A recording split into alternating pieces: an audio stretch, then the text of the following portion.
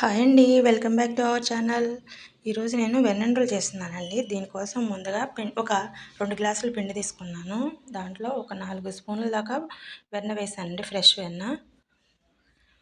దీన్ని పిండిలో బాగా కలిసేట్టుగా కలుపుకోవాలండి. మొత్తం స్మూత్గా అయిపోవాలి వెన్నను పిండి కలిపి.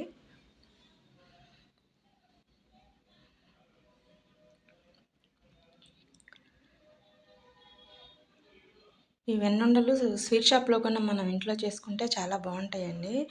అవి కొంచెం నూనె వాసన వచ్చినట్టుగా ఒకలాగా ఉంటాయి. మనం ఇంట్లో చేసుకుంటే టేస్ట్ చాలా బాగుంటుందండి. వాళ్ళు డాల్డా వేస్తారు, మనం వెన్న వేస్తాం కాబట్టి చాలా బాగుంటాయి.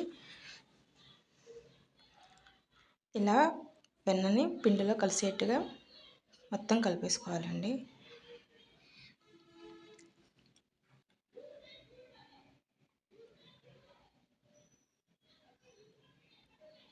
నా వీడియో కనుక నచ్చినట్టయితే లైక్ చేసి సబ్స్క్రైబ్ చేయండి.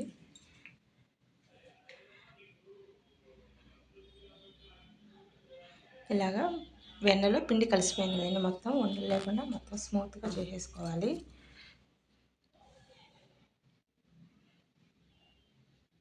ఇప్పుడు దీనిలోకి పచ్చిపాలు వేసుకోవాలండి. పచ్చిపాలు ఎక్కువ పట్టవు, చూసుకుని మన చపాతీ ముద్దలాగా గట్టిగా ఉండేట్టుగా కలుపుకోవాలి. పచ్చిపాలు పోసుకొని ఈ విధంగా కలుపుకొని పిండిని కొంచెం కొంచెం తీసుకొని ఇలా చేతిలో ప్రెస్ చేసుకుంటూ, అరచేతిలో ప్రెస్ చేసుకుంటూ చేసుకోవాలి, పగుళ్ళు లేకుండా. పగుళ్ళు ఉంటే కనుక పేలుతాయండి వెన్నుండలు. అందుకని పగుళ్ళు లేకుండా ప్రెస్ చేస్తూ చేసుకోవాలి అరచేతిలో.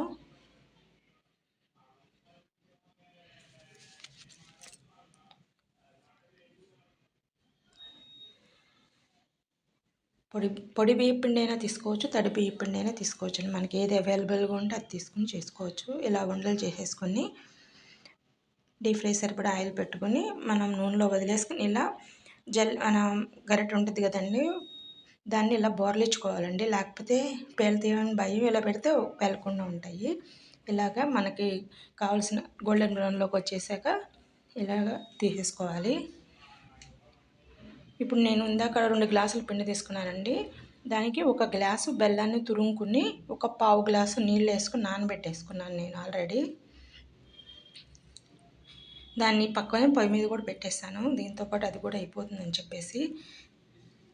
ఇదిగోండి, ఇలాగా పాకం వచ్చాక మనం వెన్నుండలు వేసుకుని కలిపేసుకోవటమేనండి. గవ్వల పాకం కనుక ఎలా కలుపుకుంటామో అలాగా కలుపుతూ ఉంటే మనకి పాకం మొత్తం వీటికి పట్టేస్తుంది. ఇదిగోండి, ఇలాగా మొత్తం కలిసిపోయినాయి చూడండి. వెన్నుండలు రెడీ అండి. మీకు కూడా నచ్చితే చేసుకోండి.